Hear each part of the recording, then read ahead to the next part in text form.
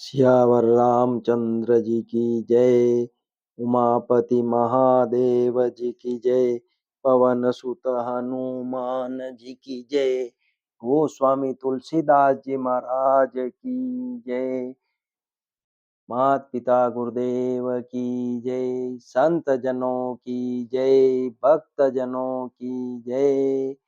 श्री राम जय राम जय जय राम। श्री राम जय राम जय जय राम।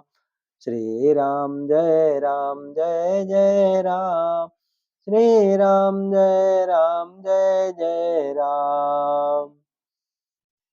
कल तक अपन ने शिव विवाह और आगे पार्वती जी ने श्री रामचरितमानस सुनने के लिए शिव जी से निवेदन किया, वो सुना। अब आगे चलते हैं। पार्वती जी शिव जी से कह रहे हैं, हे प्रभु,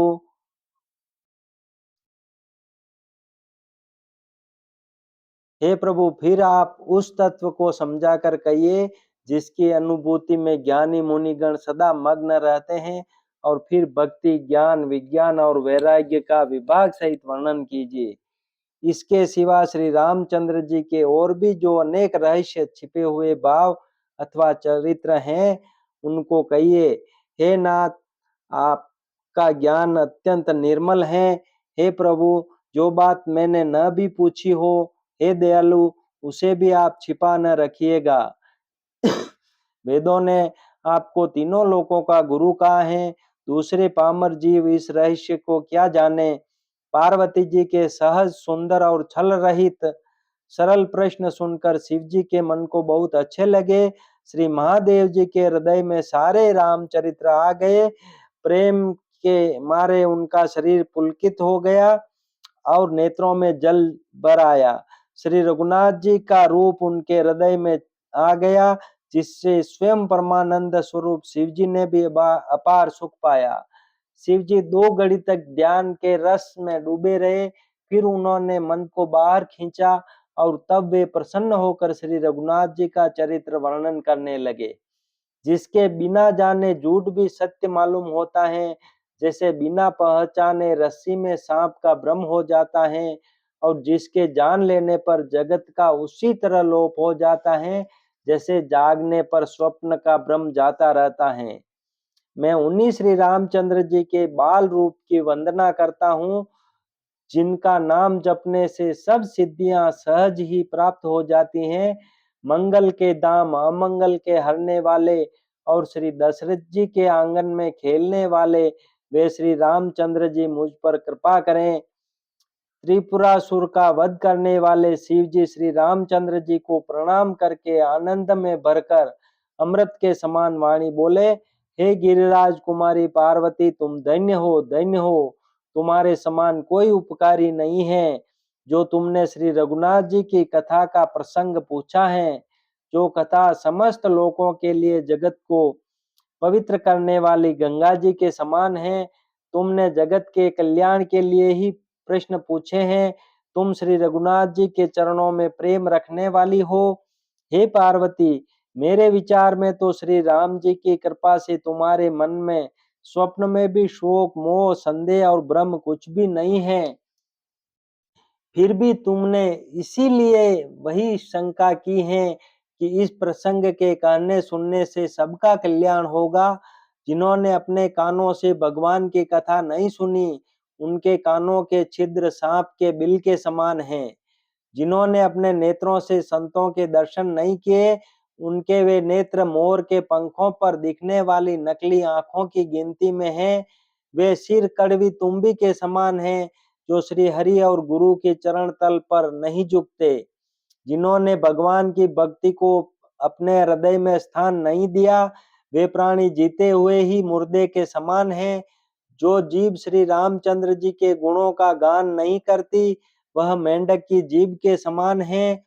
वह हृदय वज्र के समान कड़ा और निष्ठुर है, जो भगवान के चरित्र सुनकर हर्षित नहीं होता। हे पार्वती, श्री रामचंद्र जी की लीला सुनो। यह देवताओं का कल्याण करने वाली और दैत्यों को विशेष रूप से मोहित करने वाली है।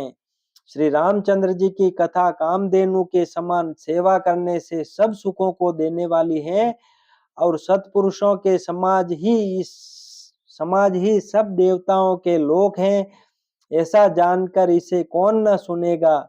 श्री रामचंद्र जी की कथा हाथ की सुंदर ताली है जो संदेह रूपी पक्षियों को उड़ा देती हैं। फिर राम कथा कलयुग रूपी वृक्ष को काटने के लिए कुल्हाड़ी है। हे गिरिराज कुमारी, तुम इसे आदर पूर्वक सुनो।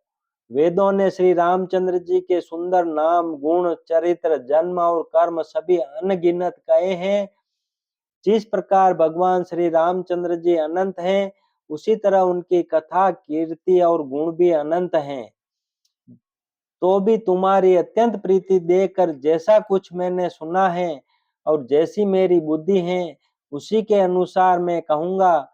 हे पार्वती, तुम्हारा प्रश्न स्वाभाविक ही सुंदर है, सुखदायक और संत सम्मत है और मुझे तो बहुत ही अच्छा लगा है। परंतु हे पार्वती, एक बात मुझे अच्छी नहीं लगी, यद्यपि वह तुमने मोह के वश होकर ही कही है। तुमने जो यह कहा कि वे राम कोई और हैं, जिन्हें वेद गाते और मुनिजन जिनका ध्यान धरते हैं, जो मोह रूपी पिशाच के द्वारा ग्रस्त हैं, पाखंडी हैं, भगवान के चरणों से विमुख हैं और जो झूठ सच कुछ भी नहीं जानते, ऐसे अधम मनुष्य ही इस तरह कहते सुनते हैं, जो अज्ञानी, मूर्ख, अंधे और भाग्यहीन हैं और जिनके मन रूपी दर्पण पर विषय रूपी काई जमी हुई है, जो व्यभिचारी, छली और बड़े कुटिल हैं और जिन्होंने कभी स्वप्न में भी संत समाज के दर्शन नहीं किए और जिन्हें अपनी लाभ हानि नहीं सूझती, वे ही ऐसी वेद विरुद्ध बातें कहा करते हैं। जिनका हृदय रूपी दर्पण मेला है और जो नेत्रों से हीन हैं, वे बेचारे श्री रामचंद्र जी का रूप कैसे देखें। जिनको निर्गुण सगुण का कुछ भी विवेक नहीं है, जो अनेक मनगढ़ंत बातें बका करते हैं, जो श्री हरि की माया के वश में होकर जगत में जन्म मृत्यु के चक्र में भ्रमते फिरते हैं, उनके लिए कुछ भी कह डालना असंभव नहीं है। जिन्हें वायु का रोग, सन्निपात, उन्माद आदि हो गया हो, जो भूत के वश हो गए हैं और जो नशे में चूर हैं, ऐसे लोग विचार कर वचन नहीं बोलते। जिन्होंने महामोह रूपी मदिरा पी रखी है, उनके कहने पर कान न देना चाहिए। अपने हृदय में ऐसा विचार कर संदेह छोड़ दो और श्री रामचंद्र जी के चरणों को भजो।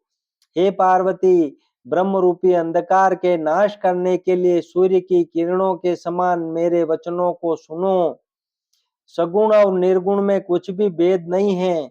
मुनि, पुराण, पंडित और वेद सभी ऐसा कहते हैं। जो निर्गुण, अरूप, निराकार, अलख, अव्यक्त और अजन्मा है, वही भक्तों के प्रेम वश सगुण हो जाता है। जो निर्गुण है वही सगुण कैसे हैं? जैसे जल और ओले में भेद नहीं, दोनों जल ही हैं, ऐसे ही निर्गुण और सगुण एक ही हैं। जिसका नाम ब्रह्म रूपी अंधकार के मिटाने के लिए सूर्य है, उसके लिए मोह का प्रसंग भी कैसे कहा जा सकता है। श्री रामचंद्र जी सच्चिदानंद स्वरूप सूर्य हैं, वहां मोह रूपी रात्रि का लवलेश भी नहीं है। वे स्वभाव से ही प्रकाश रूप और भगवान हैं। वहां तो विज्ञान रूपी प्रातः काल भी नहीं होता। अज्ञान रूपी रात्रि हो तब तो विज्ञान रूपी प्रातः काल हो। भगवान तो नित्य ज्ञान स्वरूप हैं। हर्ष, शोक, ज्ञान, अज्ञान, अहमता और अभिमान, ये सब जीव के धर्म हैं। श्री रामचंद्र जी तो व्यापक ब्रह्म, परमानंद स्वरूप, परात्पर प्रभु और पुराण पुरुष हैं। इस बात को सारा जगत जानता है। जो पुराण पुरुष प्रसिद्ध हैं, प्रकाश के भंडार हैं, सब रूपों में प्रकट हैं, जीव, माया और जगत सबके स्वामी हैं। वे ही रघुकुल मणि श्री रामचंद्र जी मेरे स्वामी हैं। ऐसा कहकर शिव जी ने उनको मस्तक नवाया। अज्ञानी मनुष्य अपने ब्रह्म को तो समझते नहीं और वे मूर्ख प्रभु श्री रामचंद्र जी पर उसका आरोप करते हैं। जैसे आकाश में बादलों का पर्दा देखकर कुविचारी लोग कहते हैं कि बादलों ने सूर्य को ढक लिया। जो मनुष्य आंख में अंगुली लगाकर देखता है, उसके लिए तो दो चंद्रमा प्रकट हैं। हे पार्वती, श्री रामचंद्र जी के विषय में इस प्रकार मोह की कल्पना करना वैसा ही है जैसा आकाश में अंधकार, धुएं और धूल का सोहना दिखना। आकाश जैसे निर्मल और निर्लेप है, उसको कोई मलिन या स्पर्श नहीं कर सकता। इसी प्रकार भगवान श्री रामचंद्र जी नित्य निर्मल और निर्लेप हैं। विषय, इंद्रियां, इंद्रियों के देवता और जीवात्मा, ये सब एक की सहायता से एक चेतन होते हैं। अर्थात विषयों का प्रकाश इंद्रियों से, इंद्रियों के देवताओं से और इंद्रिय देवताओं का चेतन जीवात्मा से प्रकाश होता है। इन सब का जो परम प्रकाशक है, अर्थात जिससे इन सब का प्रकाश होता है, वही अनादि ब्रह्म अयोध्या नरेश श्री रामचंद्र जी हैं। यह जगत प्रकाश्य है और श्री रामचंद्र जी इसके प्रकाशक हैं। वे माया के स्वामी और ज्ञान तथा गुणों के धाम हैं, जिनकी सत्ता से मोह की सहायता पाकर जड़ माया भी सत्य सी भासित होती हैं। जैसे सीप में चांदी की और सूर्य की किरणों में पानी की बिना हुए भी प्रतीति होती है। यद्यपि यह प्रतीति तीनों कालों में झूठ है, तथापि इस ब्रह्म को कोई हटा नहीं सकता। इसी तरह यह संसार भगवान के आश्रित रहता है। यद्यपि यह सत्य है, तो भी दुख तो देता ही है। जिस तरह स्वप्न में यद्यपि यह असत्य है, तो भी दुख तो देता ही है। जिस तरह स्वप्न में कोई सिर काट ले, तो बिना जागे वह दुख दूर नहीं होता। हे पार्वती, जिनकी कृपा से इस प्रकार का ब्रह्म मिट जाता है, वही कृपालु श्री रघुनाथ जी हैं, जिनका आदि और अंत किसी ने नहीं जान पाया। वेदों ने अपनी बुद्धि से अनुमान करके इस प्रकार नीचे लिखे अनुसार गाया है।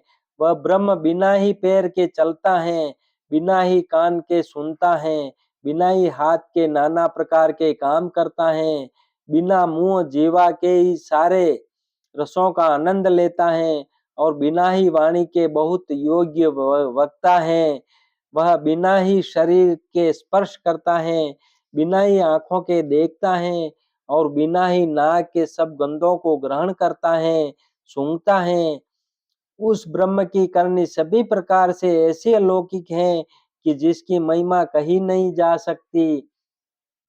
जिसका वेद और पंडित इस प्रकार वर्णन करते हैं और मुनि जिसका ध्यान धरते हैं, वही दशरथ नंदन भक्तों के हितकारी अयोध्या के स्वामी भगवान श्री रामचंद्र जी हैं। हे पार्वती, जिनके नाम के बल से काशी में मरते हुए प्राणी को देखकर मैं उसे राम मंत्र देकर शोक रहित कर देता हूँ, मुक्त कर देता हूँ, वही मेरे प्रभु रघुश्रेष्ठ श्री रामचंद्र जी जड़ चेतन के स्वामी और सबके हृदय के भीतर की जानने वाले हैं। विवश होकर बिना इच्छा के भी जिनका नाम लेने से मनुष्यों के अनेक जन्मों के किए हुए पाप जल जाते हैं, फिर जो मनुष्य आदर पूर्वक उनका स्मरण करते हैं, वे तो संसार रूपी दुस्तर समुद्र को गाय के खुर से बने हुए गड्ढे के समान, अर्थात बिना किसी परिश्रम के पार कर जाते हैं। हे पार्वती, वही परमात्मा श्री रामचंद्र जी हैं, उनमें ब्रह्म देखने में आता है। तुम्हारा ऐसा कहना अत्यंत ही अनुचित है। इस प्रकार का संदेह मन में लाते ही मनुष्य के ज्ञान, वैराग्य आदि सारे सद्गुण नष्ट हो जाते हैं। शिव जी के ब्रह्मनाशक वचनों को सुनकर पार्वती जी के सब कुतर्कों की रचना मिट गई। श्री रघुनाथ जी के चरणों में उनका प्रेम और विश्वास हो गया और कठिन संभावना जिसका होना संभव नहीं, ऐसी मिथ्या कल्पना जाती रही। बार बार स्वामी शिव जी के चरण कमलों को पकड़कर और अपने कमल के समान हाथों को जोड़कर पार्वती जी मानो प्रेम रस में सान कर सुंदर वचन बोली। आपकी चंद्रमा की किरणों के समान शीतल वाणी सुनकर मेरा अज्ञान रूपी शरद ऋतु की धूप का भारी ताप मिट गया। हे कृपालु, आपने मेरा सब संदेह हर लिया।